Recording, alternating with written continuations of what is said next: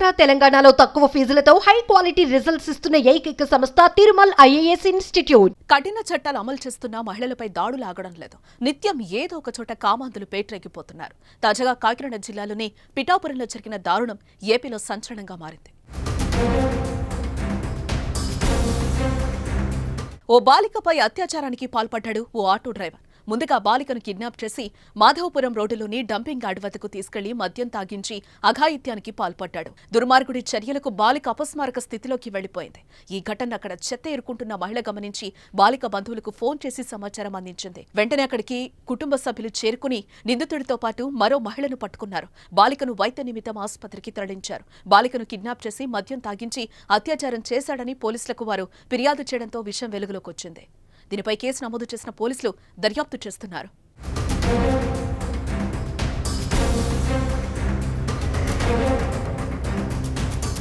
ఆడపిల్లల రక్షణ గురించి ఎక్కువగా మాట్లాడే డిప్యూటీ సీఎం పవన్ కళ్యాణ్ ఎమ్మెల్యేగా ఉన్న నియోజకవర్గంలో ఈ ఘటన జరగడం చర్చనీయాంశంగా మారింది. పవన్ ఎలా స్పందిస్తారు, ఎలాంటి చర్యలు తీసుకుంటారనే ఆసక్తి నెలకొంది.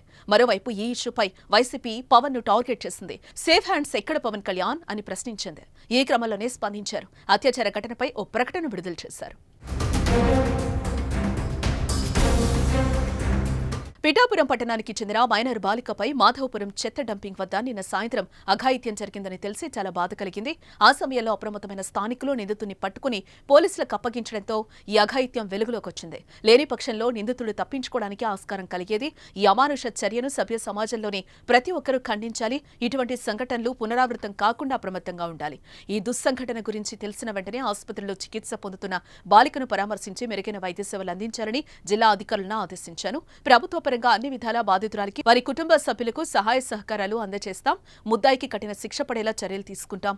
ఇటువంటి ఘటనలు జరగకుండా పోలీసులు అప్రమత్తంగా ఉండాలి. స్థానిక జనసేన నాయకులను కూడా ఆ కుటుంబాన్ని పరామర్శించి ధైర్యం చెప్పి సహాయం అందించాలని ఆదేశించినట్లుగా పవన్ తెలిపారు.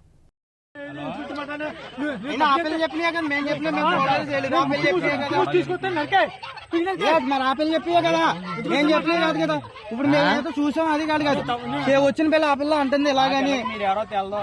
ఈ ఆట ఎందుకు వచ్చేది అది తెలిసిన అనుకో ఏదో అడుగుతుంది. మీరేమంటున్నారు ముందు అన్నారు.